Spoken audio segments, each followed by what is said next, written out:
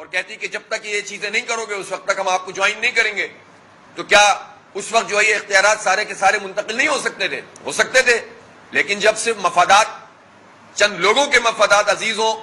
اور قوم کا مینڈیٹ بیچا جائے تو یہی صورتحال ہوتی ہے کہ جس کو ہم اس وقت فیس کر رہے ہیں۔ تو ایم کیو ایم اور پیپلز پارٹی نے مل کر یہ سارے اختیارات ہم سے چھینے، اور اب صورتحال یہ ہے کہ اس وقت یہ لوگ رونا روتے ہیں اور ان چیزوں کو بنیاد بناتے ہیں کہ جس پہ انہوں نے پہلے کام نہیں کیا۔ ہمارا کہنا یہ ہے کہ اب بلدیاتی انتخاب اس وقت شہر کی ضرورت ہے، شہر کو ایک میئر کی ضرورت ہے، پورا شہر اجڑا ہوا ہے، سیاسی ایڈمنسٹریٹر کا تقرر ہے، الیکشن کمیشن کے کان پہ جوں نہیں رنگ رہی، یعنی کوئی حد ہوتی ہے اور کسی زبان میں یہ بات بتائی جائے کہ الیکشن اناؤنس ہونے کے بعد جھنڈے لگا لگا کر کام کرنا،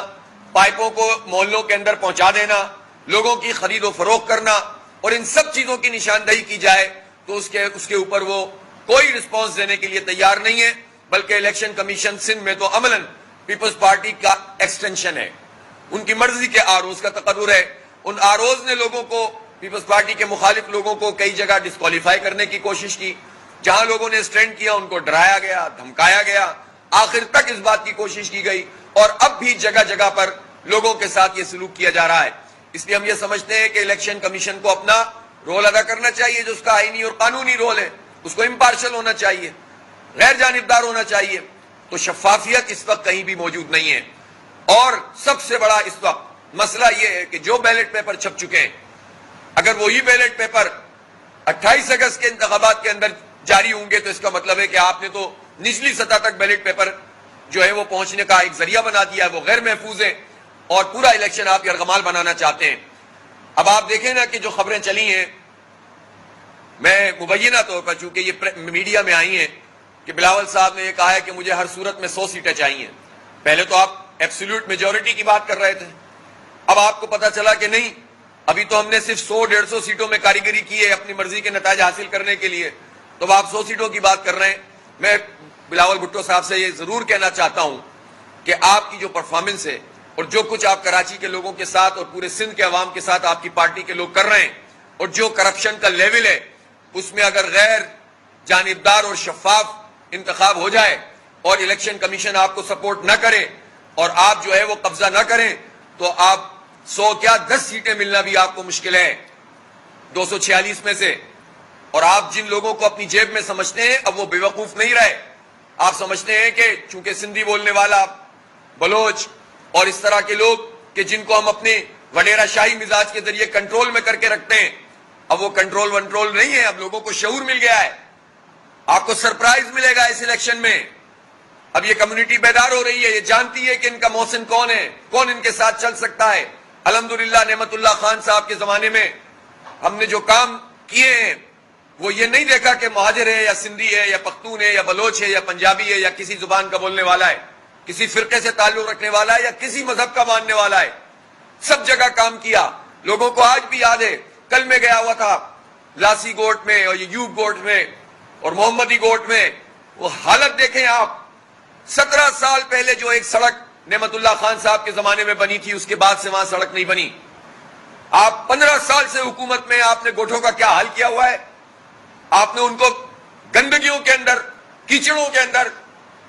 ڈالا ہوا ہے اور کوئی پوچھنے والا نہیں ہے۔ اور اب بھی یہ سمجھتے ہیں کہ آپ زور سے، زبردستی، طاقت یا یہ کہ ہم بیوقوف بنا کر لوگوں کو تعصب کی بنیاد پر ووٹ لے لیں گے، تو اب آپ کے نیچے سے زمین کھسک چکی ہے۔ اس لیے ان کو اب یہ احساس ہو رہا ہے کہ کسی بھی طریقے سے الیکشن پر قبضہ کیا جائے۔ الیکشن کمیشن کو اس کا نوٹس لینا چاہیے، لا انفورسنگ ایجنسیز کو اس کا نوٹس لینا چاہیے، اور میں ایک مرتبہ پھر یہ مطالبہ کر رہا ہوں کہ آئین کی آرٹیکل 245 کے تحت فوج کو اور رینجرز کو تمام پولنگ اسٹیشن پر تعینات کیا جائے تاکہ لا اینڈ آرڈر کی سچویشن کوئی خراب نہ کر سکے۔ جو فوج کا رول ہے لا اینڈ آرڈر کا آئین کے مطابق اور رینجرز کا، وہ رول ملنا چاہیے تاکہ لوگ اعتماد کے ساتھ جا کر ووٹ کاسٹ کریں اور کسی کو قبضہ کرنے کی اجازت نہ ہو۔ اسی طرح سے ہم یہ سمجھتے ہیں کہ اس پوری سچویشن میں اگر الیکشن کمیشن نوٹس نہیں دے رہا تو کم از کم کورٹس کے اندر جب ہم نے پٹیشن کر دی ہے تو اس پر اب کارروائی ہونی چاہیے تاکہ فری اینڈ فیئر الیکشن کسی حد تک تو ممکن ہو۔ ووٹر لسٹوں میں تو جو کاریگری کرنی تھی وہ کر دی، جو کرنا تھا وہ آپ کر چکے ہیں، اب آپ مزید چاہتے ہیں کہ اپنی مرضی کے نتائج حاصل کریں تو یہ کسی صورت یہ غیر شفاف انتخاب قابل قبول نہیں ہو سکتا ہے. اس کو شفاف ہونا چاہیے. ہم الیکشن سے فرار ہونے کا کوئی راستہ جو لوگ تلاش کر رہے ہیں اس کی مزاحمت کریں گے, اور تمام اداروں کو, چاہے وہ اعلیٰ عدلیہ ہو, عدالت عظمیٰ ہو, ان سب کو یہ دیکھنا چاہیے کہ بیسک انٹینشن کیا ہے اب ان پارٹیوں کی. جو پارٹیاں اس پورے عمل میں شریک جرم ہیں, وہ پارٹیاں انہی چیزوں کو بنیاد بنا کر الیکشن ڈیلے کرنا چاہتی ہیں, تو پھر ان کو یہ کہنا ہوگا عدالت کو کہ آپ الیکشن بھی کروائیں اور چیزوں کو بھی ٹھیک کریں, تاکہ اس وقت اس شہر کا کوئی والی وارث تو ہو, کوئی ایک آدمی تو ہو کہ جس کے بارے میں یہ طے ہو کہ ہاں اس کو سامنے رکھ کر شہر کی ریکنسٹرکشن کی جائے گی. یہ ٹوٹا پھوٹا شہر ہے, یہ برباد شہر ہے. اس وقت لوگوں کا 10 منٹ کا سفر جو ہے وہ گھنٹے گھنٹے میں ہو رہا ہے, آنا جانا دشوار ہو گیا ہے, اور پھر بارش تیار کھڑی ہے, اور انہوں نے کروڑوں اور اربوں روپے کا گھپلا کیا ہے نالوں کی صفائی میں, اور کام نہیں کر کے دیا ہے. اس لیے ہم یہ بار بار واضح کر رہے ہیں کہ الیکشن کو شفاف ہونا چاہیے, اور سیاسی ایڈمنسٹریٹر مرتضی وہاب صاحب کو برطرف ہونا چاہیے, ہر صورت برطرف ہونا چاہیے, تاکہ کم از کم ایک چیز تو پتا چلے کہ کورٹ یا الیکشن کمیشن واقعی غیر جانبدار ہے یا اس کا کوئی تاثر بھی دینا چاہتا ہے. اسی طرح سے ایک اور بات جو میں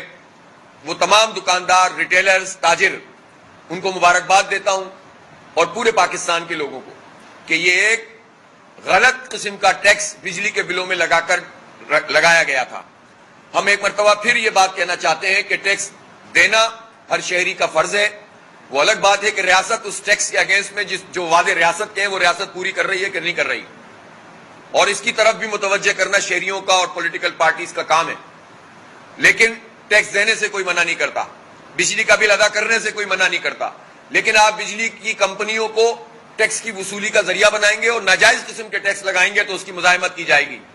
کوئی پارٹی سامنے آنے کے لیے تیار نہیں تھی. ہم نے تاجروں کے ساتھ مل کر جد و جہد کی, احتجاج کیا, پریس کانفرنس کی, احتجاجی کیمپ لگائے, اور پورے شہر میں ہم نے الحمدللہ موبلائز کیا. پھر پورے پاکستان میں تاجروں کی آواز گئی, اور بالآخر حکومت کو پیچھے ہٹنا پڑا ہے, جس پر میں تمام لوگوں کو مبارکباد پیش کرتا ہوں, اور جماعت اسلامی کے ان تمام کارکنوں کو جنہوں نے اس اصولی موقف کو اختیار کیا اور تاجروں کے ساتھ قدم سے قدم ملا کر اس تحریک کو چلایا, ان کو بھی مبارکباد. اس سے بات پتہ چلتی ہے کہ جینوئن ایشوز کے اوپر اگر بیداری پیدا ہو جائے اور لوگ صحیح آئینی اور قانونی اور پرامن طریقے سے بھی احتجاج کریں تو اس کا رزلٹ آتا ہے. اسی لیے میں کراچی کے شہریوں سے کہتا ہوں کہ حقوق کراچی کی اس تحریک میں بھرپور طریقے سے شرکت کریں, تاکہ یہ جو ہم پر ظلم ہو رہا ہے اس سے ہمیں نجات مل سکے. آپ سب لوگوں کی تشریف آوری کا بہت بہت شکریہ.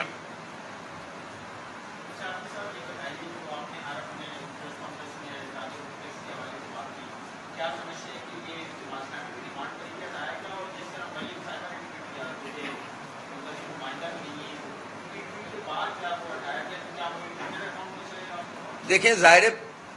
مریم صاحبہ نے کیا یا جس نے بھی کیا, بات یہ ہے کہ ان کو آٹے دال کا بھاؤ پتہ چل گیا, اور ان کو یہ پتہ چل گیا کہ یہ تو انہوں نے بہت ہی غلط فیصلہ کیا ہے, جس سے